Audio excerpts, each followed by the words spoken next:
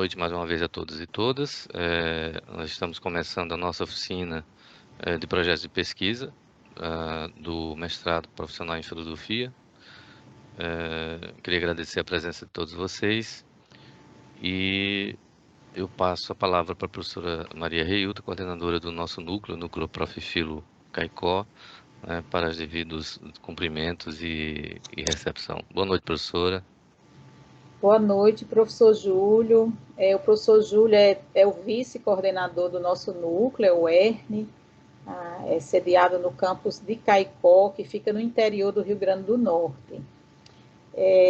Dizer que é uma alegria muito grande estarmos iniciando essa atividade, que é uma atividade que se propôs, né, a ser uma atividade em rede, e por isso nós temos aqui, além da minha presença e da presença do professor Júlio, temos também 2 colegas professores da UFABC, né, que também vou passar a palavra para que eles também se apresentem rapidamente, né? Então, dizer que é uma grande alegria a gente fazer essa tentativa de pensar juntos, né? De elaborar uma atividade que possamos pensar juntos enquanto 2 instituições que compõem a rede, né? Mas também junto com vocês aqui, que tem pessoas aqui de 18 estados, né?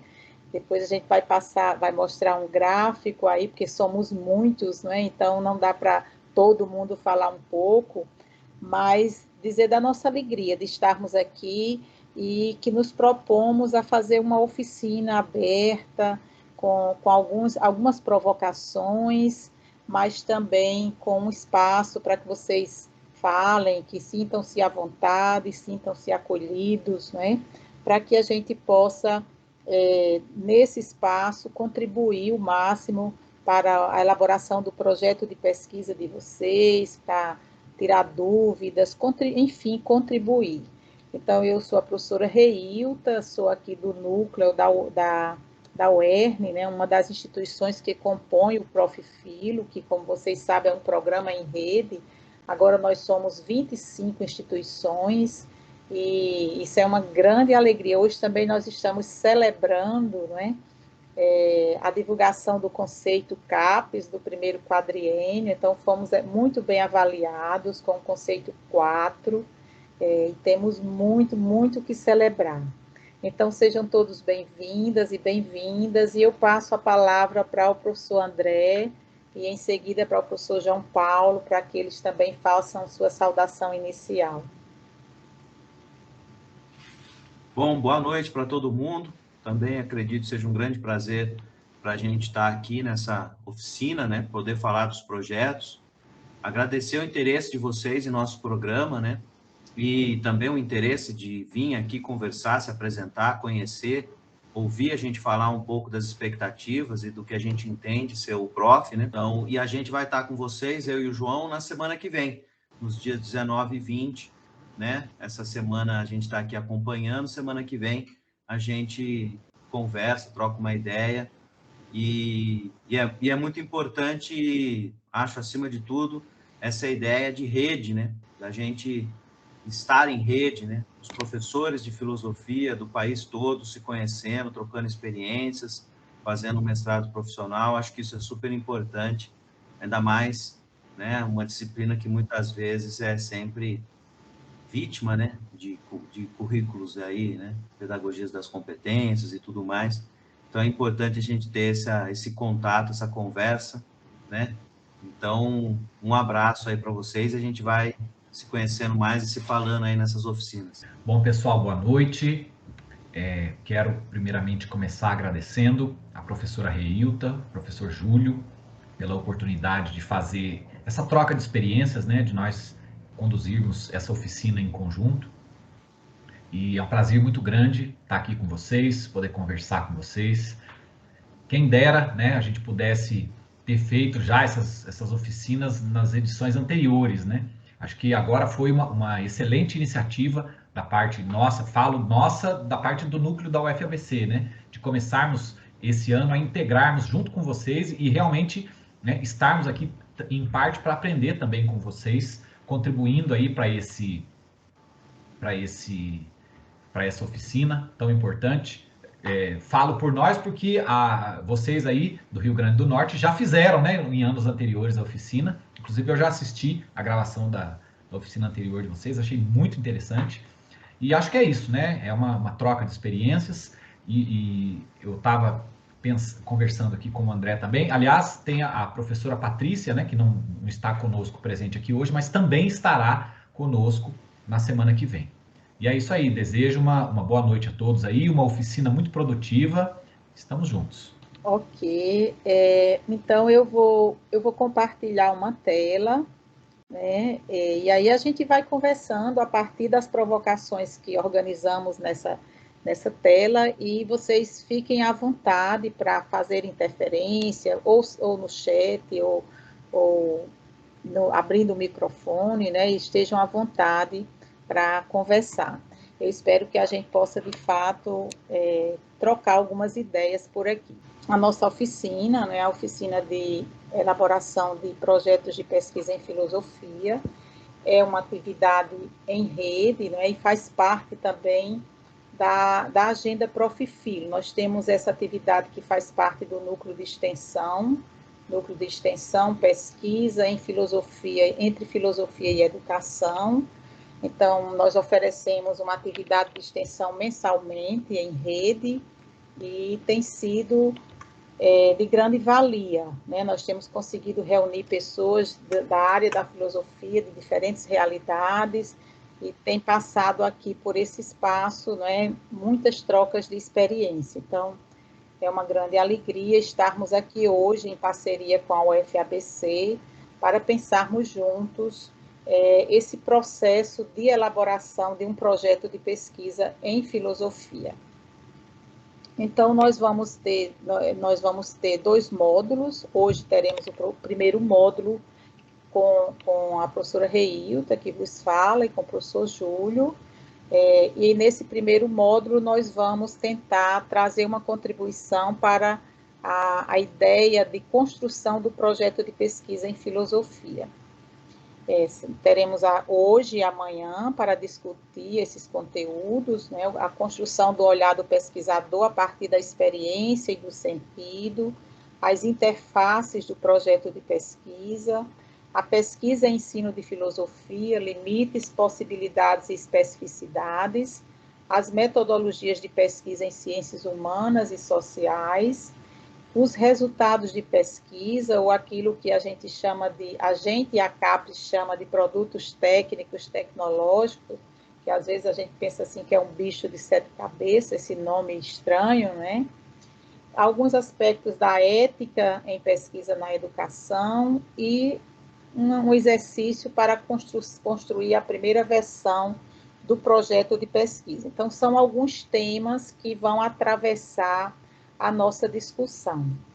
No segundo módulo, que será o módulo que vai ser abordado pelo professor André, pelo professor João Paulo e pela professora Patrícia, nos dias 19 e 20, então, nós traremos o tema, porque também estaremos juntos, eu e o professor Júlio, aqui com vocês, nos dias 19 e 20. Eles abordarão o ensino de filosofia como campo de pesquisa. Então, será abordado o ensino de filosofia como campo de pesquisa e exercícios de exemplo de dissertações que os professores trarão, né, uma contribuição para percebermos essa relação teoria e prática pedagógica dentro da pesquisa e ensino de filosofia. Então, basicamente, é essa a proposta para esses 4 dias, né? A oficina vai contar 6 horas de carga horária, será certificado, vocês receberão certificação nos e-mails que vocês utilizaram para se inscreverem.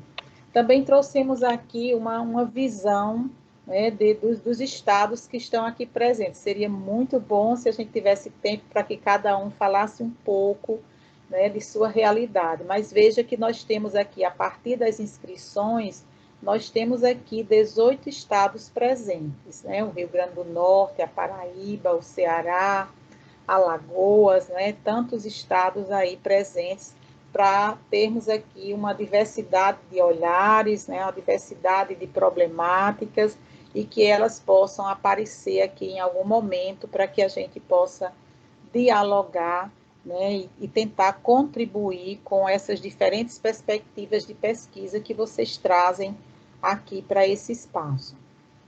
Então, feita essa introdução, eu trago aqui para vocês, para começar a pensar sobre um projeto de pesquisa, sobre o que é uma pesquisa, eu trago a metáfora das cercas de pedra, que são, aqui no nosso estado do Rio Grande do Norte, né, as cercas de pedra, elas são tombadas como patrimônio histórico do Rio Grande do Norte. E as cercas de pedras, elas inspiraram a minha metodologia de pesquisa no meu doutorado que fiz lá no estado do Rio de Janeiro. Então, se a gente observar as cercas de pedra, vocês vão perceber que elas são muito diversas, né? Elas são diferentes nas formas, nas cores, em tamanhos diferentes. Então, cada uma tem a sua singularidade, tem a sua característica. E na composição das cercas de pedra, vocês percebem que não há entre elas nenhuma massa, nenhum cimento, mas elas encontram uma maneira de permanecerem juntas, de encontrarem o seu lugar, de encontrar uma maneira de trazer uma beleza, né, para a cerca de pedra. Então, essa metáfora com o caminho de pesquisa, com os caminhos de pesquisa, de cada pesquisa, com a singularidade de cada pesquisa. Então, as cercas de pedras, elas vão fazendo o contorno de acordo com a característica do lugar onde elas se erguem, né? Então, às vezes elas são retas, às vezes elas fazem algumas curvas, às vezes elas conseguem ficar mais altas ou mais baixas. Então, a cerca de pedra encontra no caminho que ela vai construindo, né? E com a finalidade que ela tem de cercar determinado lugar, de criar um limite em determinado lugar, ela vai encontrando maneiras de ficarem juntas e de encontrarem o seu próprio caminho. Então, a gente faz essa metáfora com a ideia da singularidade de cada pesquisa, uma pesquisa que nasce no chão da escola, que nasce de uma inquietação do cotidiano, da vida do professor e da professora, dentro do contexto do ensino de filosofia. Então, que essa imagem das cercas de pedra, com suas diferenças, com sua singularidade, que ela possa também inspirar as nossas pesquisas e possa também nos dizer da importância, né, da valoração de cada pesquisa que nasce no chão da escola. Porque o professor e a professora de filosofia, dentro do campo de pesquisa de filosofia, é esse sujeito que é produtor de conhecimento, que constrói conhecimento a partir de sua própria prática. Então, que essas ideias que a gente traz para dentro do campo de pesquisa, que a gente possa sentir o seu valor, né? E a contribuição que uma pesquisa que nasce no chão da escola pode trazer para a transformação, para a melhoria do ensino de filosofia, para a formação das pessoas que estão envolvidas com a nossa ação de ensinar e aprender filosofia na educação básica. Então, a gente começa com algumas provocações, né, iniciais. Então, eu sei que vocês devem se fazer também essas perguntas, né? O que é uma pesquisa? Uma ideia que eu trago uma ideia que eu tenho, que eu penso sobre a minha sala de aula, essa ideia pode se tornar uma pesquisa, né? qual é a área que está envolvida na minha pesquisa, porque uma determinada ideia poderá se tornar uma pesquisa a depender da área, né? Então, quais são as características da pesquisa em filosofia, né?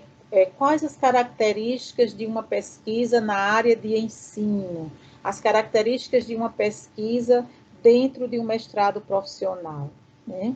Então, são perguntas que a gente deve se fazer a partir daquela inquietação que nós trazemos do chão da escola, pensando que essa inquietação pode se transformar em uma pesquisa. Então, importante, a partir dessa ideia que nós temos de pesquisa, fazer uma pesquisa exploratória, né? Então, será que essa ideia que eu tenho de pesquisa, será que ela não já está já foi muito pesquisada? Será que ainda tem algum aspecto dessa ideia que eu penso em pesquisar que ainda não foi pesquisado, ainda não foi suficientemente pesquisada? Então, fazer uma pesquisa exploratória. Quem já pesquisou sobre isso? O que é que se diz no campo da pesquisa em filosofia sobre esse aspecto, né, que eu quero pesquisar? Então, se eu encontro dentro dessa pesquisa exploratória, eu encontro outras pesquisas que já trazem contribuições sobre aquele aspecto, eu encontro material bibliográfico que pode servir para que eu dialogue com esse material bibliográfico, né? Então, essa pesquisa exploratória vai me dizendo das possibilidades de concretizar essa minha ideia em uma pesquisa, né? Então, se eu tenho uma ideia que eu não encontro nenhum material que fale sobre ela, né? É uma ideia tão inédita que eu não consigo encontrar nenhuma pesquisa sobre essa ideia, nenhum material de outros autores com os quais eu possa dialogar, né? Então, é algo a se pensar nesse aspecto, nesse contexto da pesquisa exploratória. Perceber a viabilidade de transformar aquela ideia em um projeto de pesquisa. Então, o que é um projeto de pesquisa? Será que não seria colocar com alguns elementos esses aspectos da minha ideia de pesquisa? Então, esse projeto de pesquisa tem uma relação direta com a área, né? Então, pesquisar na área de ciências da saúde vai exigir um tipo de projeto de pesquisa. Pesquisar na área de ensino de filosofia tem algumas características específicas. E como é que eu posso me aproximar dessas características, né? Então, um aspecto muito importante para a elaboração dessas primeiras ideias é observar o edital, né? O edital do mestrado profissional em filosofia. Então, eu preciso ler o edital, perceber o que ele propõe, perceber as exigências, perceber os elementos que são sugeridos para compor um projeto de pesquisa. Então, preciso considerar a natureza do programa de pós-graduação, que no nosso caso é um programa de mestrado profissional, os projetos de pesquisa que estão envolvidos dentro desse programa. Então, o nosso programa tem alguns projetos de pesquisa. É importante que o candidato e a candidata tenham conhecimento desses projetos de pesquisa, né, para poder pensar o seu objeto de estudo situado dentro de um desses projetos de pesquisa, em sintonia com as linhas de pesquisa, em sintonia com o perfil do corpo docente, porque um projeto de pesquisa vai necessitar de um professor orientador, de uma professora orientadora. Então, é importante conhecer o perfil do corpo docente, para saber, dentro do perfil do corpo docente, daquele núcleo no qual eu quero concorrer, quais os professores que trabalham com aquela temática, né, e que eu possa, então, ter essa perspectiva de que o meu projeto vai gerar interesse em algum professor, em algum orientador, em alguma orientadora, né? Porque eu preciso ter uma orientação. Sem um orientador e sem uma orientadora, eu não consigo realizar a minha pesquisa, né? Então, dá uma olhada no perfil do corpo docente do seu núcleo, olhar quais são os projetos de pesquisa do programa, quais são as linhas de pesquisa e fazer essa contextualização, buscar esse sentido com aquela ideia que você trouxe, pensando em torná-la um objeto de pesquisa. Então, de forma geral, né, pensar sobre esses aspectos a partir da ideia que você tem e que você pretende trazer para a sua pesquisa dentro do mestrado profissional em filosofia. Vamos tudo bem até aqui? Então, o projeto de pesquisa, né? O projeto de pesquisa, ele é um plano, ele é uma aposta, é algo que se perspectiva, né? Você elabora um plano, a partir desse olhar que você já lançou, né, sobre o campo, sobre uma pesquisa exploratória, você já viu que tem material, e você já deu uma olhada no edital, já percebe quais são os aspectos que são sugeridos para um projeto de pesquisa. Então, você elabora o seu projeto de pesquisa como uma aposta, né? Como algo que vai conduzir, que vai encaminhar a sua pesquisa.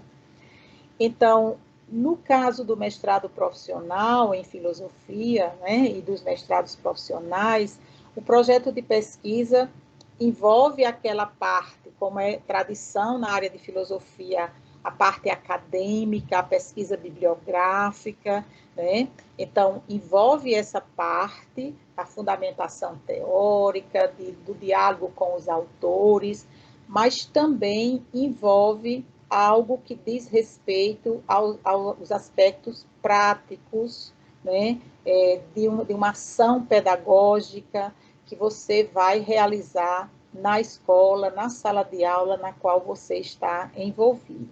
Então, o mestrado em filosofia envolve essa intersecção de filosofia e educação. Então, não é educação de forma geral, é a parte da educação que diz respeito ao ensino de filosofia. Então, trazer alguma perspectiva sobre esse ensino de filosofia, contextualizar a sua realidade, trazer um pouco da retrospectiva, né, de inserção do ensino de filosofia dentro da história, é importante para você contextualizar o seu objeto de estudo dentro da área de ensino de filosofia. Então, para o mestrado em filosofia, para se fazer uma pesquisa que envolve a prática pedagógica do ensino de filosofia, há que se pensar, né, em estratégias de investigação e de métodos de pesquisa específicos, que tenha coerência com seu objeto de estudo, que tenha coerência com a área de ensino de filosofia, né? Então, a abordagem metodológica, a abordagem teórico-filosófica que você vai utilizar é importante e se diferencia do que nós estamos acostumados a fazer como a pesquisa acadêmica, né? Então, envolve uma dimensão prática e envolve pensar essa prática à luz de uma determinada corrente de pensamento da área de filosofia. Então, a abordagem da pesquisa, portanto, envolve problematização, suposições filosófico-educacionais e também métodos e procedimentos distintos. Então, a gente vai depois falar um pouco, né, de alguns métodos de pesquisa, nas metodologias de pesquisa, e em decorrência da escolha dessas metodologias, alguns procedimentos que são coerentes com cada tipologia de metodologia. Então, nós trouxemos aqui, eu e o professor Júlio, né, nós copiamos lá do edital a parte específica que diz sobre o projeto de pesquisa. Então, o que é que o nosso edital diz sobre o projeto de pesquisa? Isso é importante a gente ler com atenção, discutir, de repente discutir com alguns pares, né, para que vocês possam perceber. Então, o nosso edital vai falar de que o projeto de pesquisa deve envolver um desafio, um problema, né, que implicará em em processos e em ações educativo-filosóficas, que articule uma perspectiva filosófica e que se materialize em um conjunto de atividades didático ou em produtos educacionais, tais como jogos, sequências didático-filosóficas, propostas curriculares, sempre em coerência conceitual com a perspectiva filosófica assumida teoricamente. Então, veja que, além do embasamento teórico, a escolha de uma determinada corrente de pensamento, no projeto de pesquisa, vocês trazem também uma implicação educativo-filosófica, porque você está trazendo um problema que envolve o ensino de filosofia. Então, o ensino de filosofia se dá numa conjuntura de uma instituição escolar, que está dentro de um sistema educacional. Então, algumas dessas nuances precisam aparecer na sua argumentação, na sua justificativa do seu projeto de pesquisa. E o edital está dizendo que é necessário que você articule no projeto de pesquisa alguma perspectiva que aponte para um produto enquanto processo, né? O que vai resultar de todo esse processo de pesquisa teórica e prática, né? Então, que você aponte que ao final dessa pesquisa você vai construir, né, coerentemente com a corrente filosófica adotada, você vai construir algo de concreto para o ensino de filosofia, né, que pode ser uma sequência didática, pode ser um jogo, pode ser algo que discuta o currículo, que traga uma contribuição para o currículo, que questione o currículo, que envolve o desenvolvimento de competências, né, como está aí na BNCC. Então, que no seu projeto você aponte para alguma contribuição prática que você vai estruturar, né, e que a CAPES chama de produto tecnológico, produto educacional ou produto técnico-tecnológico. Então, pensar sobre esses aspectos, né, está aqui o link, onde você encontra o edital, pensar sobre esses aspectos e como é que eles podem aparecer como proposta, né, no seu projeto de pesquisa. A outra parte do edital, então, traz mais detalhes sobre a estrutura, os elementos que devem estruturar o projeto de pesquisa. Então, o edital diz que esses itens, eles não são obrigatórios, mas eles são recomendados, né, pelo edital. Você também, dependendo do seu objeto de estudo, pode ser que um ou outro desses elementos, eles não sejam coerentes, não tem nenhum problema, mas certamente alguns desses elementos são possíveis de serem contemplados no seu projeto de pesquisa. Então, sugere uma descrição, a contextualização e delimitação do seu objeto de estudo, do contexto no qual essa pesquisa vai ser realizada, né? O contexto, como eu falei antes, o contexto histórico sobre o ensino de filosofia, os seus desafios e a problemática específica, né, que você quer trazer para o seu projeto de pesquisa. Então, os objetivo geral e objetivos específicos, é importante que não sejam muitos objetivos, né, porque a pesquisa ela envolve 2 anos, então é importante que você situe a sua pesquisa lá no seu cronograma, situe dentro desse tempo, né, desse espaço temporal em que você vai ter para cumprir os créditos e realizar a pesquisa e analisar os dados. Então, a justificativa da sua relevância para a prática docente ou para o ensino de filosofia, considerando a especificidade do problema abordado envolvendo o ensino de filosofia. Então, por que essa pesquisa é importante de ser feita? Quais são as contribuições que a sua pesquisa pretende trazer para o contexto do ensino de filosofia? Então, você vai apontar isso na sua justificativa. Uma pesquisa, ela deve, é interessante que ela seja feita quando ela aponta para uma contribuição, para algum nível de transformação daquela realidade. Então, você vai tratar da relevância, da contribuição para a academia, da contribuição para o ensino de filosofia nessa parte. A fundamentação teórica e metodológica que dê consistência científico-filosófica educacional ao problema investigado.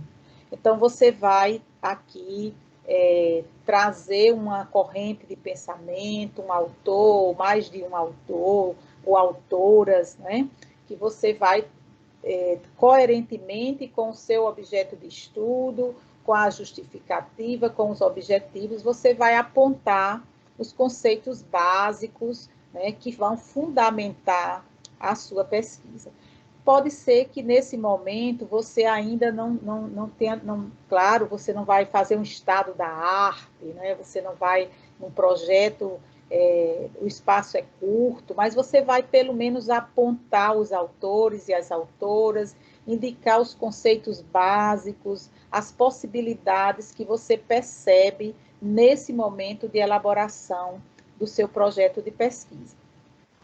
O item 5, que é o cronograma, então você vai prever as etapas a serem desenvolvidas no projeto, sabendo que o mestrado ele tem ele conta 2 anos, né? Então, quem está se submetendo agora vai ser da turma de 2023 a 2025, então você vai distribuir dentro do seu cronograma essas etapas, a etapa de cumprimento dos créditos, a etapa de identificação da bibliografia, de exploração dessa bibliografia, as orientações, a etapa de submissão ao comitê de ética, a etapa de qualificação, a etapa da realização da ação didático-pedagógica ou ação educativa-filosófica, aquilo que você vai realizar na escola. Então, tudo isso vai ser previsto no cronograma, a análise dos dados e a defesa da dissertação lá no finalzinho desse período, né? Qualificação com 18 meses e defesa ao final dos 2 anos. Então, também aí no item 6, aquilo que eu já falei antes, o edital sugere que você aponte algum produto educacional a ser gerado, a ser obtido após a realização dessa sua pesquisa. Também as referências bibliográficas utilizadas na confecção do projeto. Então, aqueles autores que você citou, que você apontou, que vai utilizar lá na fundamentação teórica, você vai colocá-los ao final, né, como referência bibliográfica. Então, assim, basicamente, né, esses são os aspectos, vamos dizer assim, da estrutura do projeto, observando o edital, tendo em vista o perfil de um mestrado profissional, tendo em vista a singularidade da problemática que você vai trazer para ser o seu objeto de estudo, e também diferenciando, né, a pesquisa acadêmica da pesquisa em um mestrado profissional. É como se dentro do mestrado profissional a gente tivesse os elementos teóricos que nós temos na pesquisa acadêmica e tivéssemos também, né, essa outra parte que é a ação educativo-filosófica, ou seja, trazer uma problemática para discuti-la à luz de um determinado conceito, de um determinado pensamento filosófico e, a partir dessa discussão, levar luz, levar contribuições, né, para que, de alguma maneira, a minha pesquisa leve uma transformação em algum nível para aquele contexto aonde se apresenta esse desafio que eu trago como objeto de estudo para a minha pesquisa. Então, agora a gente vai passar aí a algumas concepções filosóficas que se inserem na estruturação de um projeto de pesquisa e que precisam ser assumidas. Então, vou passar para o professor Júlio para que ele dê continuidade. Perfeito, obrigado, professora. Aqui nós, dando continuidade, né, essa apresentação, a introdução inicial, o que a gente vai falar agora, brevemente também, é sobre o que nós chamamos, basicamente, das concepções filosóficas que, de certa forma, fundamentam, né, dão a sustentação de um projeto de pesquisa.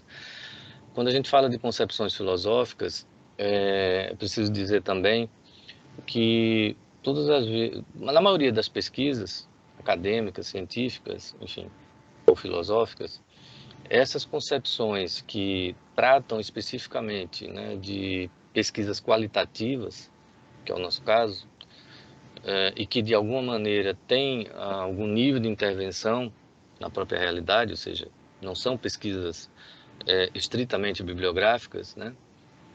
Elas têm concepções filosóficas que muitas vezes elas estão ocultas, escondidas, né?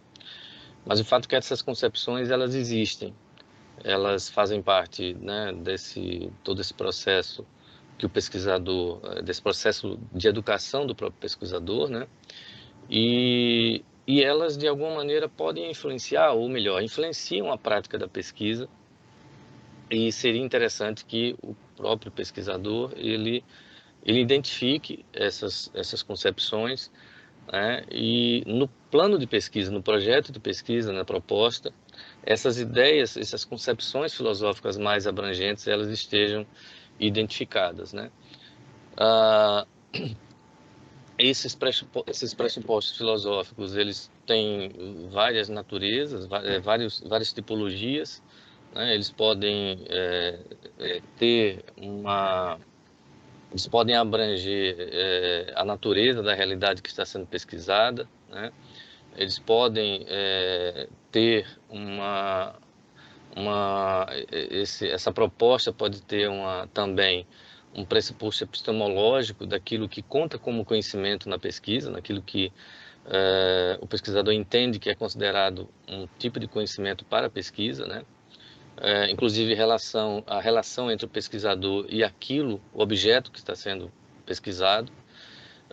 Esses pressupostos também indicam o papel dos valores na pesquisa e também o processo metodológico, ou seja, a metodologia, as estratégias metodológicas, de fato, né, que são colocadas na intervenção. Então, essas concepções filosóficas, elas precisam ser identificadas porque elas, de alguma maneira, orientam, né, de maneira geral, a pesquisa, ou melhor, orientam a prática da pesquisa, tá? E elas podem ser de vários tipos. Essas concepções, como eu já falei, a identificação dessas concepções, elas vão ajudar, elas vão auxiliar, né, nos processos subsequentes, né, de coleta de dados, de análise de dados e até mesmo de se validar determinadas conclusões. Então, o slide traz aí algumas dessas concepções, né? A gente não vai entrar em detalhes agora sobre elas, mas são meramente ilustrativas, né? A gente pode falar de várias outras, mas elas, de certa forma, são as que talvez estejam mais em evidência no que se faz de pesquisa empírica hoje em dia, né? Mas elas não se limitam a essas que estão informadas no slide, tá? E essas concepções, elas têm vamos dizer assim, um objetivo muito direto na forma que você constrói o problema, né? Que você faz essa construção do problema a ser investigado, a ser resolvido, né, nas questões de estudo que são colocadas na pesquisa, na construção desses dados, ou seja, como é que é o processo de construção desses dados, né? Isso já entrando num aspecto muito mais voltado para a estratégia de investigação, tá? Elas têm uma influência muito grande na análise dos dados que são coletados, né? Já que a gente não está tratando aqui de pesquisa bibliográfica, né? De pesquisa documental, é uma pesquisa muito mais abrangente, né? Que envolve uma intervenção. Ela tem um papel relevante na interpretação desses dados, tanto na análise como na interpretação, e também na validação. Essa etapa de validação dos dados, de validação dos dados também é muito importante. E, por fim, essas concepções orientam também a própria redação das conclusões da pesquisa, né? Porque o que a gente tem é uma base filosófica, né? Tanto do ponto de vista do pensamento em que o pesquisador identificou e considerou, né, para a elaboração, digamos, do seu arcabouço, né, de investigação, mas também da forma como ele escreve essa dissertação, né, ao final da investigação. Então, isso diz respeito e se conecta diretamente com aquilo que a gente chama de métodos e abordagem de pesquisa. Isso já dentro de uma perspectiva mais prática, né, mais pragmática, no sentido de como esse pesquisador vai a campo, né, de como ele coleta esses dados, de como ele interfere, como ele identifica determinados casos, como é que ele faz essa intervenção na realidade, né, dependendo da abordagem que ele escolhe, o que ela escolhe, tá? E, de alguma maneira, isso tem a ver com essas estratégias de investigação que ele ou ela selecionou. As estratégias, elas estão conectadas com esses métodos e abordagens que, por sua vez, são como que fundamentadas e são linkadas com essas concepções filosóficas mais gerais, né, que o pesquisador resolve assumir, né, como pressupostos filosóficos, principalmente considerando aqueles níveis, né, que a gente já falou aqui, como os níveis epistemológicos, os níveis axiológicos, né, e o nível ontológico. A gente vai fazer uma pequena digressão amanhã sobre isso. Então, essas estratégias, elas são qualitativas, né, mas podem ter uma referência de validação que seja também quantitativa, tá?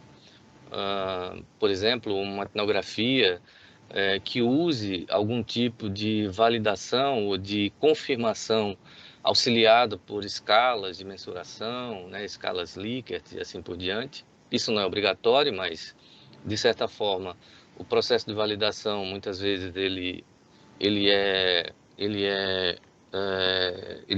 fica melhor exemplificado, né, quando se usa esse tipo de estratégia, que muitas vezes chamamos aí de métodos mistos, né?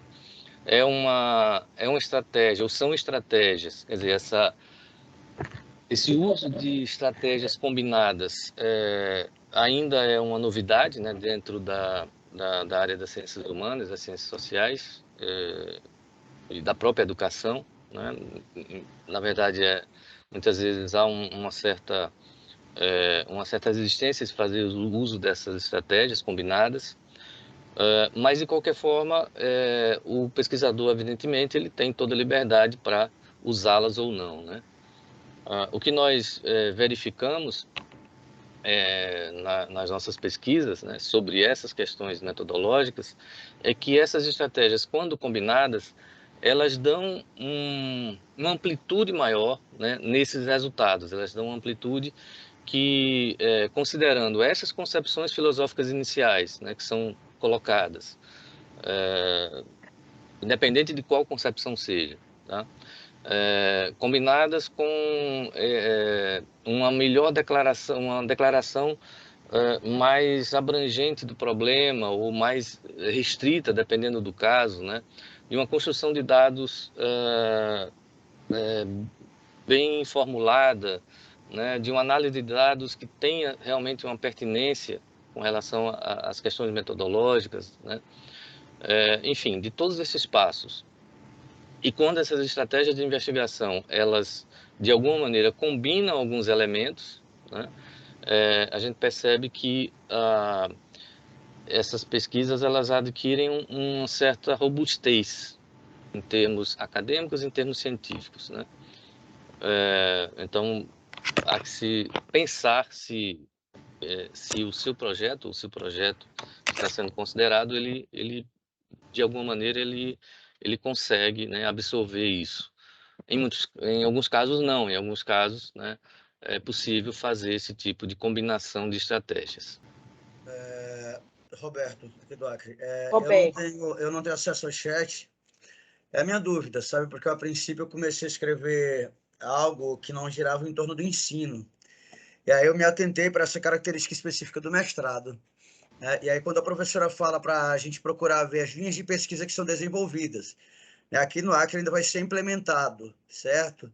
Então já sei mais ou menos, eu já sei os professores que vão, né, compor aí o quadro, mas se eu quiser escrever algo, então eu tenho que escolher com base naqueles professores que estarão inseridos no processo, é isso? Porque até então a gente não tem nenhuma turma, a gente está iniciando agora. A minha maior preocupação vou trabalhar com a fenomenologia, beleza, vou trabalhar com Heidegger. De que maneira que eu posso trazer isso para o problema que eu identifiquei no campo, né? Como que eu posso articular para não incorrer numa pesquisa que não seja voltada para o ensino. Eu estava pensando e batendo cabeça como fazer essa transposição da fenomenologia do Heidegger para a questão dos problemas que identifiquei lá na escola. Visando, evidentemente, o professor pesquisador aqui da universidade, né? Roberto, obrigada, Roberto, por sua pergunta, sua participação. Então, Roberto, eu vou dizer como eu penso que deve ser iniciado, né, uma problemática para um projeto de um mestrado profissional, né? Veja bem, penso que ao invés de você iniciar já definindo o autor, definindo a linha, a corrente de pensamento, né? Penso que talvez fosse mais coerente com o mestrado profissional se você iniciasse a partir do problema. Né? Qual o problema que lhe inquieta na sua sala de aula, na sua relação com os seus alunos, né? Tem um desafio ali que dentro do ensino de filosofia que você quer trazer para a pesquisa, né? Então, seria o problema que iria, então, buscar a corrente de pensamento, né? E não o contrário, você já tem o autor e aí eu vou atrás do problema, né? Para encaixar o problema a esse autor com o qual eu quero continuar pesquisando, né? Então, penso que a lógica do mestrado profissional, ela deve, e assim, a partir também das experiências que a gente já tem depois dessas 4 turmas, né? Quando o mestrando ele traz o problema, então, dada a amplitude da área de filosofia, né, em diálogo com a educação, então, ele trazendo o problema, ele tem um leque de possibilidades de discussão, de embasamento teórico, né? Então, penso que o encaminhamento do mestrado profissional vai nessa direção. Você tem um desafio, você tem um problema na sua sala de aula que você quer, então, buscar luz, né? Pegar uma lamparina das diversas correntes de pensamento para fazer uma discussão, né? Possibilitar uma compreensão, um mergulho maior naquela problemática e oferecer alguma possibilidade de transformação a partir desse mergulho naquele pensamento, naquele autor, naquela autora com o qual você vai dialogar, né? Muitas vezes, eu e o professor Júlio, a gente trabalha com a disciplina de seminário de projetos, né? Então, e muitas vezes a gente encontra o aluno já dentro do mestrado, já como aluno efetivo, né? Ele trouxe lá da sua pesquisa acadêmica aquele autor com o qual ele terminou a graduação, né? E ele traz essa corrente de pensamento ali pronta, mas ele não traz nenhum problema da sua sala de aula, né? Então, ele tem uma discussão ótima, excelente naquele autor, mas os problemas que ele possivelmente tem na sala de aula, ele não consegue fazer com que esse problema dialogue com aquele autor. Então, penso que a estratégia é o contrário, né? Primeiro você tem o problema, e aí o desafio, aí com base nessa problemática, que é uma problemática real, né, da sua sala de aula, que lhe inquieta, que você deseja como pesquisador levar uma contribuição, então você vai encontrar dentro da filosofia várias possibilidades de diálogo, né? E esse é um aspecto. O outro aspecto é em relação a vocês no Acre é uma das novas associadas, não é isso? Mas você não tem ainda a estrutura do núcleo, né? Mas os projetos de pesquisa são do Prof. Filho, são do programa. Então, você tem como entrar lá no site da UFPR e ver quais são os projetos de pesquisa que estão ali, que são os projetos de pesquisa do programa. Então, as instituições associadas que entraram agora, que são 9, né, elas vão, de alguma maneira, fazer parte desses projetos que estão lá, e a gente está também no processo de reformulação desses projetos, né? Mas você tem sim como dar uma olhada nos projetos que são do programa, do mestrado profissional, né? E claro, como você conhece os professores aí do Acre, então você sabe mais ou menos, pode olhar o currículo Lattes desses professores, ver quais são as pesquisas que eles estão fazendo, né? E assim sucessivamente. Então, a minha posição em relação a essa sua preocupação é dessa maneira. Eu penso que primeiro você deve ter à sua frente o problema, o desafio. E aí, depois de identificado esse desafio, você vai buscar beber, né, nas vastas possibilidades de diálogo teórico entre filosofia e educação. Não sei se o professor Júlio quer também se posicionar em relação a isso. Eu queria dar a voz para o Raimundo. Ele também levantou a mão aqui. Não sei se foi antes do Roberto, mas Raimundo também levantou a mão. Acho que ele está querendo fazer alguma pergunta. Pois não, Raimundo. É só para ver se eu estou no caminho certo. Eu quero dizer assim que é muito bom, né, esse estudo que a gente está fazendo, porque já está abrindo aí algumas luzes para mim, né? Praticamente é um grande desafio para mim a questão do mestrado profissional, porque eu venho do acadêmico, e no acadêmico eu estava estudando algo totalmente diferente, né? Estava estudando sobre a questão da fenomenologia em Husserl e Heidegger, né? É outra pegada, né? E é um desafio agora a gente trazer isso para a sala de aula, a questão da prática, de ensino da filosofia. E na escola eu estou trabalhando a questão do projeto de vida, e a problemática é isso, né? Como trabalhar os elementos filosóficos no projeto de vida, né? Então, andei fazendo algumas leituras, eu não sei se é possível trabalhar a questão da importância aí do conceito e da transversalidade, né, que é específico da filosofia no projeto de vida, mostrar o projeto de vida como espaço filosófico da criação de conceito e também da transversalidade. Eu não sei se seria um bom projeto, uma coisa que eu estou pensando ainda. Vai dar um pouco da minha contribuição aqui, né? Acho que vale tanto para o Roberto como para o Raimundo.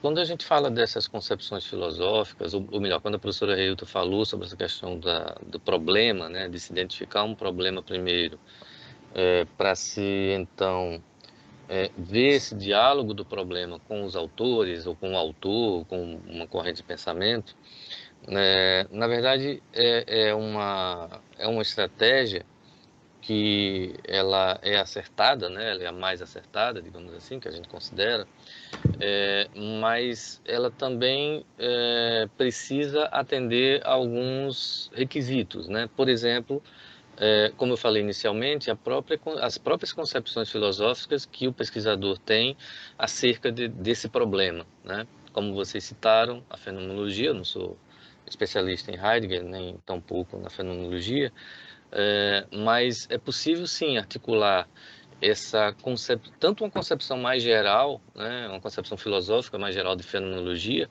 como concepções estritas de fenomenologia, como em Heidegger, como em Husserl, com essas estratégias de investigação, até porque você pode ter também estratégias de investigação, uma metodologia de investigação que seja baseada numa estratégia fenomenológica, por exemplo, né? E aí fazer esse tipo de articulação entre aquilo que está se concebendo, né? Essa concepção filosófica que está no campo da fenomenologia, com essas estratégias de investigação que, por exemplo, poderiam ser, né, uma estratégia de uma abordagem metodológica, né, no campo da fenomenologia também, uma estratégia qualitativa do tipo fenomenológica. Ou qualquer outra, né, na verdade. Quando a gente fala de concepções filosóficas, são concepções orientadoras, né? Não são exatamente não é exatamente a famosa fundamentação teórica do trabalho, né? Ou aquela fundamentação que vai oferecer a explicação, né, para uma determinada solução do problema que você está colocando, mas são concepções filosóficas anteriores, vamos dizer assim, né, que você tem sobre determinado objeto, né, sobre determinado campo ou sobre determinado problema. Mas essas conexões, essas articulações, né, para usar uma palavra mais adequada, elas podem e devem acontecer, porque nós estamos fazendo um trabalho de filosofia, né, um ensino de filosofia, e precisamos então dessa base filosófica, né, desses pressupostos filosóficos também, né? É ensino de filosofia, é educação, sim, mas precisamos dessas concepções filosóficas, né, que o próprio pesquisador se identifica com ela, né, que ele traz como suas bases, né, sejam epistemológicas, sejam ontológicas, né, por exemplo, de uma certa concepção de realidade, né, que ele considera, enfim. Eu estou falando de uma maneira geral, evidentemente, porque cada pesquisa, né, cada projeto, então ele vai ter suas particularidades, né, suas especificidades, principalmente considerando essas concepções, né? Então, claro, insisto, como a professora Reilton, o problema realmente ele vem antes. Ele vem antes porque se trata de um mestrado profissional e o objeto desse mestrado profissional é o próprio ensino de filosofia, né? As dificuldades, esse campo do ensino da filosofia. O problema, ou melhor, ele em qualquer área, né, em qualquer campo, ele geralmente vem antes, mas ele não pode estar descolado dessas concepções filosóficas mais abrangentes, como a gente chama.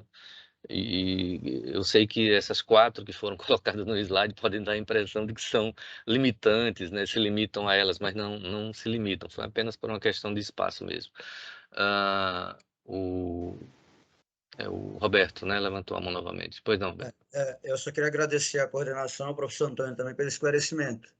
Na realidade, essa informação de verificar as linhas de pesquisa, né, que teriam no site da UFPR, é isso? UFPR. Não tinha me atentado a isso. Acho que isso vai ser fundamental para a gente clarificar alguns direcionamentos. O problema eu já tenho, agradeço mesmo agora, eu acho que dá para escrever de uma maneira mais adequada. estava focado numa perspectiva de pesquisa mais qualitativa, bibliográfica mesmo, sabendo agora da importância do problema, que tem que vir realmente do chão da escola. A gente começa, então, delimitando um tema e verificando e colocando em xeque, de fato, um problema que pode ser abordado por um viés filosófico. Acho que abriu, assim, o mundo na minha frente agora, porque eu estava focado em outra coisa, né? Não tinha muito esse esclarecimento da dimensão que realmente buscava esse mestrado. Agradeço, professora, professor Antônio também. Ok. Roberto e Raimundo, eu acho que foi Raimundo, né, que perguntou sobre o projeto de vida, né? Tem muitas pesquisas dentro do site da UFPR, né? Tem muita gente pesquisando sobre o projeto de vida, né? Sobre os projetos integradores, toda essa linguagem que a BNCC tem trazido, né? Os itinerários formativos, enfim. Então, vale muito a pena dar uma olhada, né, nas dissertações defendidas, nos produtos tecnológicos que estão publicados lá no site da UFPR, e dá para vocês terem assim, muitas ideias, né, porque tem muita gente pesquisando, né, sobre problemáticas que envolvem o ensino de filosofia e que sei que fazem parte do cotidiano de vocês enquanto professores e professoras de filosofia. Então, que bom que essas informações, elas contribuem, né? Elas trazem luzes para o que vocês estão querendo fazer. Confiem também, confiem na intuição, né? Confiem naquela inquietação que vocês têm como professores. Como diz aí Paulo Freire, né? Que nós somos pessoas, professores e professoras que somos autores, construtores de conhecimento a partir da nossa prática, né? Então nós somos professores, nós ensinamos e a partir do que nós ensinamos nós podemos fazer pesquisa, como diz Paulo Freire, né? Sim. Desculpe, a Ana Paula levantou a mão, talvez seja Pois não, Ana alguma Paula. pergunta Sim, referente a esse pois assunto não. que a gente estava discutindo. Pronto, boa noite. No meu caso, eu detecto um problema na minha escola que eu dou aula, da questão da falta, muitas vezes, de interesse dos alunos nas aulas de filosofia. E eu comecei a observar isso. Quando se traz conteúdos que está mais próximo da realidade, eu vejo que eles têm mais atenção nas aulas de filosofia. Então, eu tenho como um problema de pesquisa como aproximar a filosofia, o ensino de filosofia, da vivência, das experiências desses estudantes. Então, eu tive contato com a filosofia decolonial e com os aspectos da ancestralidade, de encantamento. Aí eu acredito que por esse caminho eu posso aproximar mais a filosofia da realidade, da vivência dos meus estudantes. Eu tinha pensado, não sei se dá certo, para um produto, cartas filosóficas, para eles trazer uma temática, debater com eles, e eles, a partir daquela temática, juntamente com a experiência dele, escrever cartas filosóficas. Seria uma opção de produto educacional, produto tecnológico? Não sei, eu já tenho andado pesquisando a esse respeito, não sei se... Só não tenho segurança que isso é um produto educacional, se esse é um problema, um bom problema de pesquisa. São inquietações da sala de aula, porque, pelo que eu já entendi, por outras oficinas que eu já participei, a gente tem que contextualizar e ver um problema oriundo da nossa sala de aula, né? E de acordo com o perfil do meu estudante. Sim. É isso, né, professor? Isso, Ana Paula, muito obrigada por suas colocações. Excelente, excelente. Você está sentindo o problema da sua sala de aula e tentando torná-lo, né, torná-lo um objeto de estudo. É por aí mesmo, é por essa inquietação, por essa busca, né, e encontrar uma corrente de pensamento que possa dialogar com o que você está propondo, né? Então, como eu disse a Roberto, né, quando você tem um problema que você está inquieta e se indagando sobre ele, com certeza, na filosofia, você vai encontrar, né, uma linha de pensamento para dialogar com você, né, sobre essa realidade, sobre o interesse dos alunos, sobre como aproximar o pensamento filosófico da realidade deles, né? Então, excelente. Então, dando continuidade, né, aí nós trouxemos um trechozinho de Paulo Freire que fala disso que nós estamos falando, né? O professor como um construtor de conhecimento a partir de sua própria prática, a sua sala de aula, né? Então, Paulo Freire nos chama a atenção para esse movimento entre ensino e pesquisa, que parece que passou muito tempo, né? Sem que nós, professores, percebêssemos isso, que há um movimento entre ensinar e pesquisar, né?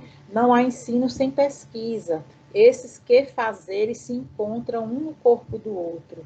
Enquanto ensino, continuo buscando, reprocurando. Ensino porque busco, porque indaguei, porque indago e me indago. Pesquiso para constatar, constatando intervenho, intervindo educo e me educo. Pesquiso para conhecer o que ainda não conheço e comunicar o que ainda não conheço e comunicar ou anunciar a novidade.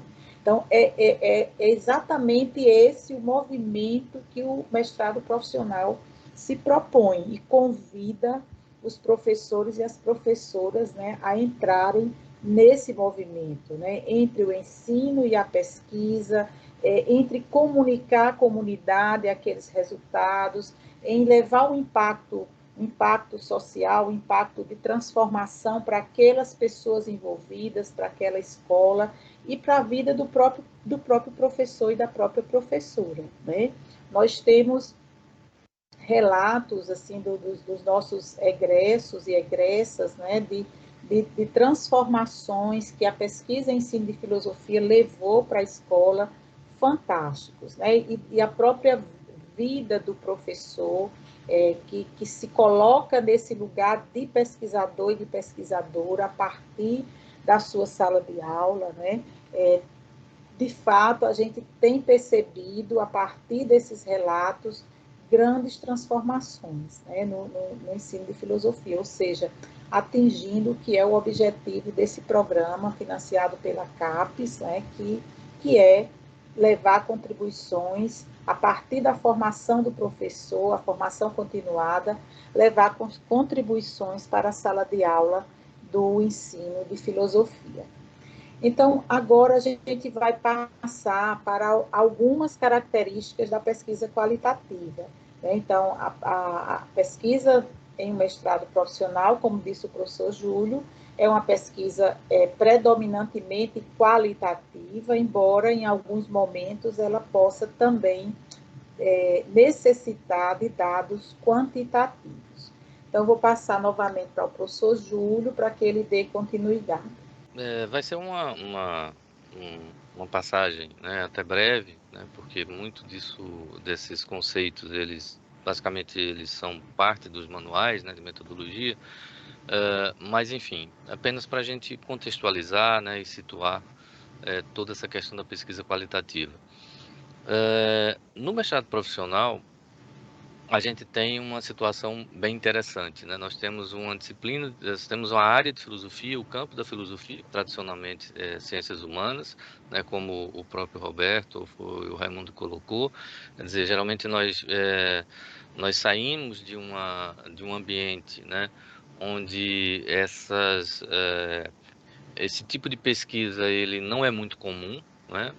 Eu, por exemplo, também, Roberto Raimundo, a minha pesquisa de doutorado foi bem acadêmica, né? Não foi um doutorado profissional, mas que é interessante que a gente coloque essas questões, porque o pesquisador ele vai se deparar com isso, né, ao longo da sua trajetória de investigação.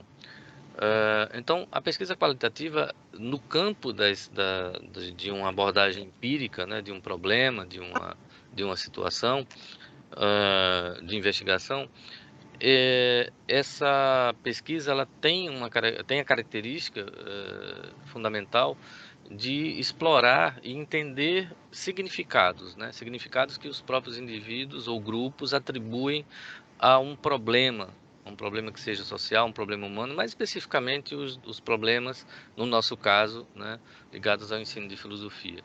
Então, esse processo ele envolve questões e procedimentos que emergem, ou seja, eles essa realidade, né, essa situação concreta, né, que fornece os dados, né, para a nossa análise, para a nossa interpretação e para a nossa validação, tá? Esses dados de pesquisa, eles são tipicamente coletados no ambiente do participante, ou seja, do professor, né, na sua sala de aula, né, no seu entorno de ensino, né, e do ensino de filosofia especificamente, tá? A análise dos dados se faz de maneira basicamente indutiva, embora essa abordagem dedutiva também possa ser utilizada, né? E essa análise se faz a partir das particularidades, ou seja, de um particular para o geral, né? Das particularidades para os temas mais gerais, e as interpretações são feitas pelo pesquisador acerca do significado desses dados, o que é que eles significam para o pesquisador, né? Qual seria então os significados, né, no plural, que eles têm para o pesquisador. Tudo isso considerando aquelas primeiras colocações que eu fiz um pouco mais atrás em relação a essas concepções filosóficas que a gente tem sobre determinado entorno, né, sobre essa investigação, enfim. E como isso está articulado, evidentemente, com as estratégias ditas mais empíricas, né, de investigação, de pesquisa. Geralmente a pesquisa qualitativa ela tem uma estrutura muito flexível. É possível encontrar, por exemplo, relatos de pesquisa qualitativa em forma de versos, por exemplo, né? Embora isso não seja muito comum, a academia não olha com muito bons olhos, né, para esse tipo de coisa. Pelo menos naquilo que a gente considera um ambiente muito mais formalizado, né, desses relatórios de pesquisa que são traduzidos em dissertações, em teses e assim por diante, né? Então, essa estrutura ela pode ser flexível no caso da pesquisa qualitativa, mas no nosso caso ela tem determinados critérios que devem ser obedecidos, que devem ser seguidos, né, com relação à BNT, com relação às normas que a própria instituição, né, onde a pesquisa está sendo, onde essa pesquisa está sendo abrigada, né, essa investigação vai ser realizada. Geralmente os pesquisadores que se envolvem com a pesquisa qualitativa, eles têm uma maneira de encarar a investigação que prioriza a abordagem ou estilo indutivo, né? Isso de maneira alguma exclui a abordagem dedutiva ou o raciocínio dedutivo, mas o foco, digamos assim, é no significado individual e na importância da interpretação dessa complexidade da situação. No caso do ensino de filosofia, evidentemente estamos tratando de situações bem complexas, né? Não são situações simples. Os problemas ou as inquietações, por exemplo, que a Ana Paula trouxe, o que o próprio Raimundo também colocou de alguma maneira, o Roberto, são inquietações bem complexas, né? Não é algo fácil de se resolver. Motivação, interesse pela disciplina, interesse pelos temas, tudo isso não são inquietações simples, né? São inquietações bem complexas e que exigem realmente uma série de estratégias, né? Seja do ponto de vista da fundamentação, das concepções, como a gente já falou, das estratégias, das abordagens metodológicas, enfim, exige essa articulação toda, essa compreensão toda desse processo de investigação, né? Que, como eu falei, começa lá pelas concepções filosóficas e, como eu tinha dito anteriormente, né? São concepções que muitas vezes estão escondidas, né? Porque os próprios pesquisadores eles já trazem isso, não é algo que possa ser descartado. Eles já trazem essas concepções devido à sua história, né, acadêmica, a sua trajetória, enfim. Tá? E elas devem ser declaradas, né, digamos assim, elas devem ser explicitadas. Seguindo com essas características, né, geralmente a pesquisa qualitativa ela é conduzida em num campo, né, num habitat natural, ou seja, nós estamos falando aqui de problemas sociais, né, de práticas educacionais, de práticas profissionais, institucionais, né, de políticas públicas, de implicações curriculares, né, no nosso caso, tudo isso dentro do escopo do ensino de filosofia, né? E na pesquisa qualitativa, uma característica muito pertinente e importante é que o pesquisador ele é um instrumento-chave na coleta de dados, ou seja, uma coleta de dados ela se dá, né, dentro dessa perspectiva do pesquisador. Isso significa o que nós chamamos de implicação. O pesquisador ele está implicado com essa coleta de dados, ou ele está implicado com os dados, né? Há uma implicação direta do pesquisador nesse processo de coleta dos dados, tá? E essa implicação, inclusive, ela vai ter desdobramentos na forma como ele interpreta esses dados, na maneira como essa validação ocorre, né? No modo como ele elabora suas conclusões, tá? Não só conclusões baseadas nessa fundamentação teórica, nessas concepções filosóficas anteriores, mas também naquilo que ele extrai do campo, né? Desse entorno empírico, né? Na pesquisa qualitativa, inclusive, é facultado esse uso de múltiplos métodos, né? Como a gente já tinha falado, né? Métodos quantitativos, métodos qualitativos, ou seja, a identificação e o reconhecimento de problemas, suas causas, né? Proposições de intervenções, as contribuições que podem ser advindas a partir disso, tá? E todo o raciocínio que se volta para a interpretação dos dados, né, para explicitar essa situação que o pesquisador está implicado, essa coleta dos dados, essa interpretação, essa análise e interpretação, né, a proposição de uma solução para o problema que foi colocado, ou de problemas que foram colocados, ou para questões que foram colocadas, envolve esse raciocínio que muitos autores chamam de raciocínio complexo, ou seja, o uso de uma lógica indutiva, mas também de uma lógica dedutiva, né, sempre associadas, ou quase sempre associadas, né? Enfim. Com relação ao foco da pesquisa, com relação ao foco da investigação, geralmente a pesquisa qualitativa ocorre sempre a partir da perspectiva dos participantes, né? É claro que a perspectiva do pesquisador, do investigador, ela tem sim a sua importância, né, e o seu lugar, né, no processo de investigação. Mas os sujeitos da pesquisa, eles têm essa importância quando a gente considera de que o foco da pesquisa é sempre a partir da perspectiva dos participantes, né, dos pesquisados, vamos chamar assim. É claro que, considerando determinadas abordagens, o próprio pesquisador também faz parte, né, da pesquisa, como no caso, né, de uma pesquisa de uma abordagem metodológica que use esse tipo de metodologia. Então, o foco também está nos conceitos, né, nos sentidos, nos significados, e isso, para uma pesquisa dentro desse entorno, desse campo do ensino de filosofia, isso é muito, muito interessante, muito importante, né? Essa pesquisa vai apresentar, então, possibilidades com múltiplas visões subjetivas, porque a gente está falando desses participantes, tá? E essas visões, elas devem ser consideradas, tá? Ela se situa dentro de um ambiente, de um contexto, onde os participantes, eles eles estão localizados, né? Eles são localizados, eles têm uma identificação bem localizada, né?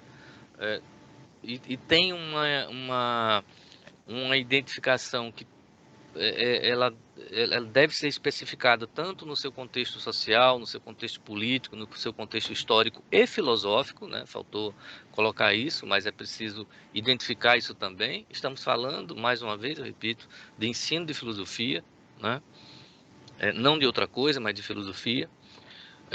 Geralmente é um projeto que ele é emergente, ou seja, no nível do projeto, essa preocupação que muitos têm, né, de que dá conta de um projeto acabado, né, de um projeto terminado, um projeto de pesquisa terminado, acabado, né, enfim, sem arestas. Isso é muito difícil, né? Geralmente são projetos que são emergentes, ou seja, eles estão construídos à medida que o pesquisador ele se envolve com o seu campo, né, com esse problema, com essa, né, com esse, com o seu contexto mesmo, né, de trabalho, com o seu contexto de investigação. Então ele está sempre em evolução, né? Não é um projeto pré-configurado, não é um projeto rígido, né? Ele está sempre em evolução, porque são situações complexas, então exigem alguns posicionamentos que muitas vezes a ausência de determinados dados, né, e determinadas informações são cruciais para que esse projeto possa avançar, possa evoluir, né? Então é por isso que se fala de um projeto sempre emergente, tá? É uma pesquisa que tem uma característica reflexiva e interpretativa, ou seja, é um projeto que é uma investigação, é uma pesquisa que é sensível às biografias e às identidades sociais dos pesquisadores, né, mas também dos pesquisados. É importante observar isso, dependendo inclusive, que essa característica ela fica mais acentuada dependendo da abordagem metodológica que você utilize, tá? E o quadro, digamos, esse quadro teórico, metodológico, ele vai ter o que nós chamamos de quadro complexo, né? Um quadro holístico, ou seja, um quadro integrado, mas um quadro complexo. Não é um quadro simples, não é um quadro seccionado, né? Muito bem dividido. É um quadro que tem esse quadro teórico-metodológico, um quadro que tem essa característica complexa.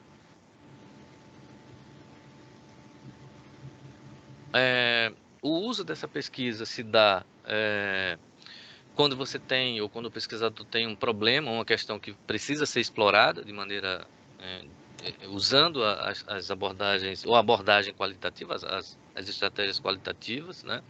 Quando você tem necessidade de estudar um grupo, uma população, né? Caso típico do ensino, né? E mais ainda do ensino de filosofia. Quando você precisa identificar algumas variáveis que não podem ser medidas, que não podem ser identificadas, nem podem ser mensuradas facilmente. Quando você quer escutar algumas vozes silenciadas, quando você tem grupos, né, minoritários, né, grupos que por algum motivo político ou de preconceitos, né, ou de vulnerabilidade econômica ou social, essas vozes são silenciadas, né, ou até mesmo vulnerabilidades cognitivas também. E a partir disso, né, essa pesquisa qualitativa, ou a pesquisa qualitativa, ela é utilizada também quando precisamos e quando necessitamos de uma compreensão complexa, detalhada, aprofundada de uma questão ou de um problema, tá? Nesse caso, ou seja, o uso da pesquisa se dá no sentido de que é possível se elaborar uma intervenção quando se pretende uma determinada transformação, né? Isso, do ponto de vista do ensino de filosofia, a Roberto, o Raimundo e a própria Ana Paula trouxeram aqui situações, né, inquietações que de alguma maneira elas colocam questões que têm uma probabilidade muito grande de transformação, transformar situações de ensino-aprendizagem, situações cognitivas, motivacionais, né? De compreensão de temáticas filosóficas, enfim, tá? Então, uma pesquisa qualitativa e no campo da filosofia, isso eu acho que considero muito importante. Uma intervenção no campo, né, do ensino de filosofia que possa também objetivar essa transformação. Se usa a pesquisa qualitativa também quando se quer dar poder aos indivíduos, né? Quando o objetivo também é dar esse poder aos indivíduos para compartilhar histórias, né? Para ouvir essas vozes silenciadas que nós já falamos, né? Minimizar relações de poder entre, por exemplo, o pesquisador e outros participantes de um estudo, tá? Para escrever e narrar os resultados no estilo literário, flexível, né? Transmitir histórias, atuações, como se fosse uma peça de teatro, enfim, né? Poemas, sem as devidas restrições formais de uma escrita acadêmica, embora isso seja um pouco mais difícil, né? Dentro do contexto que a gente vive, dentro desse contexto regulador, né? Dos trabalhos acadêmicos que a gente vive, mas as pesquisas qualitativas, elas também podem se voltar para esse tipo de resultado, de narrativa, né, de escrita. Isso não é de todo impossível de acontecer. Inclusive, nós temos exemplos, né, não conheço no Profilo, mas em alguns casos, né, nós temos exemplos de como essa narrativa ela pode ser feita, né, nesse estilo literário, flexível, etc. Tá? Pode ser usada também quando se tenta compreender os contextos ou ambientes em que os participantes de um estudo eles abordam e vivenciam um problema ou uma questão, ou seja, quando a gente tem indivíduos, sujeitos, né, que estão inseridos dentro de contextos especificamente difíceis, né, ou vulneráveis, né, ou de algum tipo de pressão, algum tipo de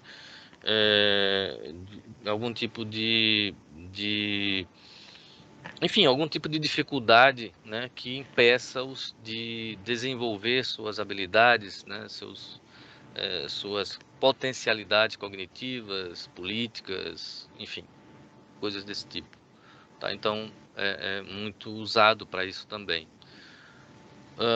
E, finalmente, esse uso, tá, ele pode se dar, né, no acompanhamento de uma pesquisa quantitativa, ou seja, quando você tem pesquisas quantitativas e você quer ajudar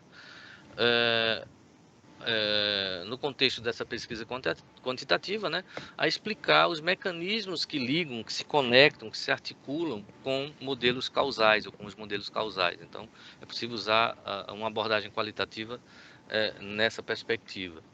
Também quando se quer desenvolver teorias, né, quando as teorias que existem elas são parciais, as teorias sobre determinados fenômenos, sobre determinadas situações, né, quando essas teorias são parciais, inadequadas, são insuficientes para uma dada população, para um fato social, para uma amostra, enfim, né. E, finalmente, quando as teorias existentes sobre esses fenômenos, elas não captam adequadamente a complexidade desse problema, a complexidade dessa situação que está sob exame. Então, nós estamos quase chegando no nosso limite de tempo, né? Esse é praticamente o nosso último slide dessa parte mais assim de introdutória, né? E de alguns aspectos conceituais da pesquisa. Então, aí nós temos alguns aspectos sobre a exigência do pesquisador em pesquisas qualitativas. Então, é necessário que o pesquisador, a pesquisadora, tenha uma postura de comprometimento, né?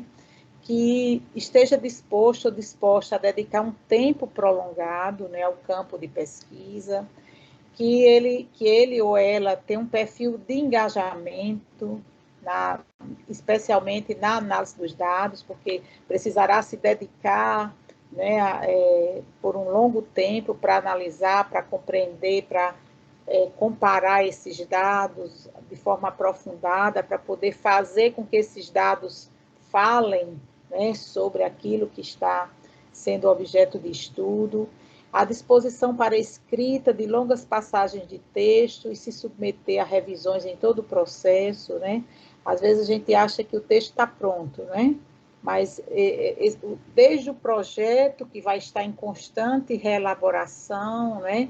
Como o texto da dissertação vai estar constantemente em processo, né? Em processo de revisão, de percepção de outras nuances que não tinham sido percebidas antes, enfim, uma disposição para essa escrita e para essa constante revisão.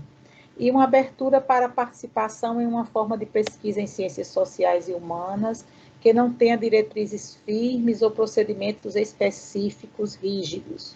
Então, por exemplo, quem vai utilizar a pesquisação, por exemplo, é um tipo de metodologia de pesquisa que está comprometido com o dinamismo, com o movimento dos próprios sujeitos, dos sentidos e dos significados que os sujeitos vão dando a esses aspectos da pesquisa. E esses sentidos e significados, eles estão em constante negociação, né, entre o pesquisador e os pesquisados. Então, são os aspectos subjetivos, né, que estão ali em movimento. Então, a pesquisa em ciências humanas e sociais é muito diferente da pesquisa feita em laboratório, né, que tem aspectos mais predominantemente quantitativos, né? Então, precisa que o pesquisador tenha essa abertura, né, para esse processo de mudanças, de implicações, que são mudanças que são necessárias e que têm uma relação direta com a valoração da pesquisa, com a ética da pesquisa e com os próprios sujeitos, né, que são sujeitos humanos, que estão em constante processo, né, de construção de sentidos e de significados. Então, seria mais ou menos esses os aspectos, as características de uma pesquisa qualitativa, como é a pesquisa em ensino de filosofia, e, consequentemente, as exigências para um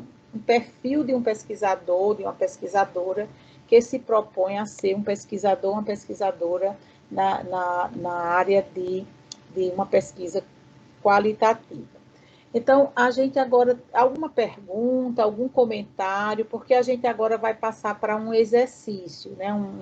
Um exercício que a gente vai deixar com vocês, né? Para que a gente vai falar um pouquinho sobre eles e tentar dialogar um pouquinho com vocês sobre esses aspectos mais práticos, né? Mas queria saber se antes disso tem alguma pergunta, tem algum comentário no chat. Ok, então a gente tem um exercício que eu vou parar aqui de compartilhar essa tela para colocar a tela no Word, aqui a tela no Word, e o professor Júlio também vai compartilhar com vocês um link que vai dar acesso a esse arquivo no Word. Então, a gente chama esse exercício de um primeiro diagnóstico, né, para a elaboração do projeto de pesquisa. Deixa eu colocar aqui na tela. Então, o professor Júlio vai colocar esse link de acesso a esse arquivo, e agora o que a gente vai fazer um exercício de delimitação de alguns elementos que compõem um projeto de pesquisa, né? Claro que não tem uma receita, né? Porque o projeto de pesquisa, ele vai se submeter à singularidade do campo, à singularidade do objeto e à característica do próprio pesquisador, né? Mas aí a gente colocou algo que a gente já falou também, né? Que vocês visitem o site do Profilo, visitem as dissertações defendidas, procurem perceber as nuances dessas dissertações. Esse segundo link vai levar vocês para os produtos técnicos tecnológicos defendidos, né? Aqui no caso eu coloquei aqui os produtos do nosso núcleo, da UERN, mas também os outros núcleos, né, que são agora, nós somos 16 e agora passamos a sermos 25. Então, todos os núcleos têm um espaço, né, digital em que são publicados os produtos técnico-tecnológicos. Então, eu recomendo, eu e o professor Júlio, que vocês visitem, que explorem, né? Vocês vão encontrar muitas contribuições, tanto nas dissertações como nos produtos técnicos tecnológicos visitados. Então, a gente colocou aqui cada um desses aspectos, desses elementos que estruturam o projeto de pesquisa, a gente colocou aqui algumas perguntas.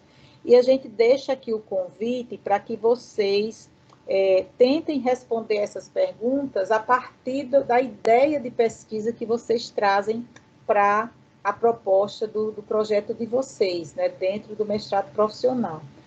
Amanhã a gente vai retomar um pouquinho esses elementos com vocês, então tentem fazer esse exercício. Não dá para todo mundo compartilhar, mas de repente alguns compartilham e a gente dialoga um pouco sobre esses elementos, tendo em vista o objeto de estudo, o problema, o desafio que cada um de vocês está pensando em trazer e estruturar dentro de um projeto de pesquisa. Também é importante perceber que esses elementos, eles não são estanques, eles não estão desconectados, né?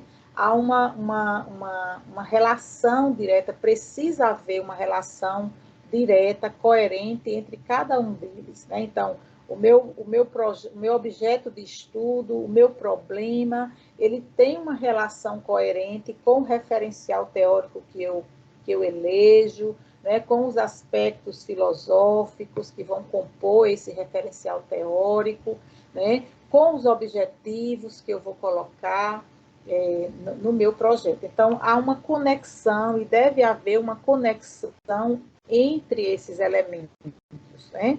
Então, por exemplo, a delimitação do projeto, do objeto e do problema de pesquisa. Então, algumas perguntas importantes para a gente pensar sobre o objeto de estudo e sobre o problema. Qual é o tema da proposta, da investigação que eu pretendo? Qual é o problema de investigação da minha pesquisa?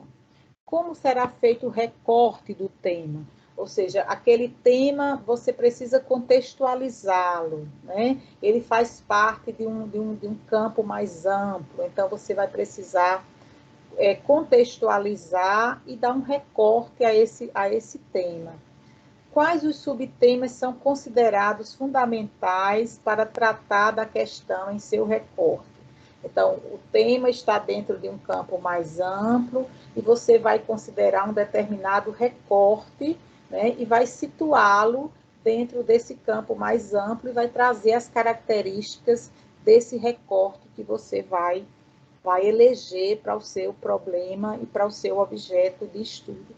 O referencial teórico. Então, quais são os filósofos, quais são as filósofas, quais as correntes de pensamento que você vai eleger para a sua investigação e também para a sua intervenção educativo-filosófica, né? Por exemplo, a Ana Paula falou sobre os aspectos da motivação, né? Esse como ele... quando a pergunta coloca o como, tem a ver com uma maneira, né? Como o desejo de encontrar uma maneira. Então Ana Paula falou sobre como motivar os alunos, como aproximá-los ao conteúdo de filosofia, como criar uma relação entre os conteúdos filosóficos e a realidade dos alunos, né? Então, há também que ter um aspecto educativo, né?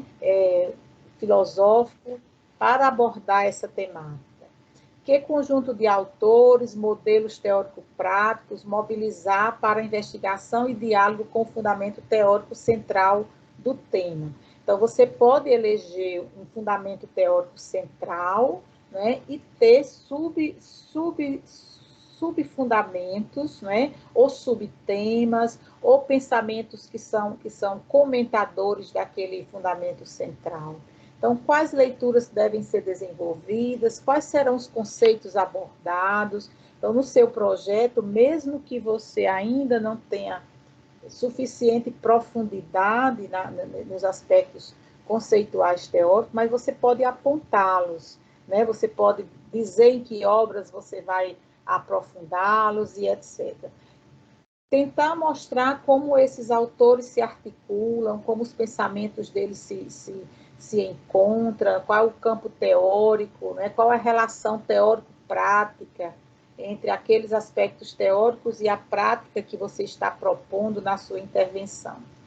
Os objetivos da proposta, né? Então, o que é que eu pretendo investigar, alcançar, resolver com minha pesquisa? Que transformações eu pretendo alcançar? Quais são os resultados que são esperados dessa investigação? Quais hipóteses obtemos a partir do tema e do problema proposto? Sabemos que nem todo tema, nem todo problema, né, tem uma hipótese, né? Pode ser que o seu problema seja possível elaborar uma hipótese, mas pode ser que não seja, né? Então, a hipótese no sentido daquilo que você acredita que vai alcançar, né? Com aquela sua pesquisa, com aquela sua intervenção no campo do ensino de filosofia. A justificativa da proposta, né? Então, em que contexto sociocultural a proposta se insere? O tema está esgotado? Tem referências disponíveis? Né? Ou se existem essas diferenças, essas referências disponíveis, então o tema é possível de ser pesquisado. O tema já foi muito pesquisado, mas ele ainda não está esgotado. Dificilmente, né, tendo em vista a dinâmica do conhecimento, o inacabamento do saber, dificilmente um tema vai estar esgotado, né? Mas é importante que você reflita sobre isso, né? Para perceber as contribuições que o seu tema pode trazer para o contexto da sua pesquisa. Quais as implicações do pesquisador com a investigação? Então, você é parte do seu objeto de estudo, porque você vai pesquisar algo que tem uma relação com sua sala de aula, com os seus alunos, né? Então, há uma implicação do pesquisador com essa investigação. Então, isso precisa também aparecer na sua justificativa. Por que é que isso está lhe inquietando? Quais são as contribuições que você percebe que você vai trazer com sua pesquisa? Quais as tessituras contextuais da investigação, qual a relevância teórico-prática da proposta, quais contribuições se pretende levar. Então, são algumas das perguntas a serem feitas dentro da justificativa. Na metodologia e procedimentos de pesquisa. Amanhã a gente vai se deter um pouco mais sobre as tipologias, os tipos de metodologia, né? Mas você precisa pensar nessa metodologia de pesquisa, né? Tomar uma posição em relação a qual metodologia será adotada na sua pesquisa, e aí, a partir da definição metodológica, você vai pensar nos procedimentos, né? Porque um determinado tipo de metodologia vai ser coerente com determinados procedimentos. Então, é um estudo de caso. Então, se é um estudo de caso, eu preciso fazer observações, ou eu preciso fazer análise documental, entrevistas. Então, é uma pesquisa metodológica do tipo de pesquisação. Então, seria mais adequado fazer sessões de observação, fazer entrevistas, gravar essas sessões. Então, a metodologia e os procedimentos precisam estar coerentes, né? O público-alvo, então, quais são os sujeitos, quais são os grupos sociais, quantos sujeitos vão ser envolvidos, e esse quantitativo de sujeitos, ele vai também ter uma relação direta com o tipo de metodologia e com os procedimentos, né? Porque se é um estudo de caso, significa que você vai utilizar menos sujeitos. Se é uma pesquisação, também significa que não podem ser tantos sujeitos, porque vai gerar muitos dados. Então, esse aspecto da definição dos sujeitos, né, tem uma relação direta com a metodologia e com os procedimentos. As ações previstas para a intervenção teórico-prática. Então, aí você vai fazer o seu cronograma, no qual você vai prever as atividades do período de 2 anos, né, pensando sobre a natureza dessas atividades, sobre os dados, os objetivos da investigação, né, qual deverá ser a ordem dessas propostas.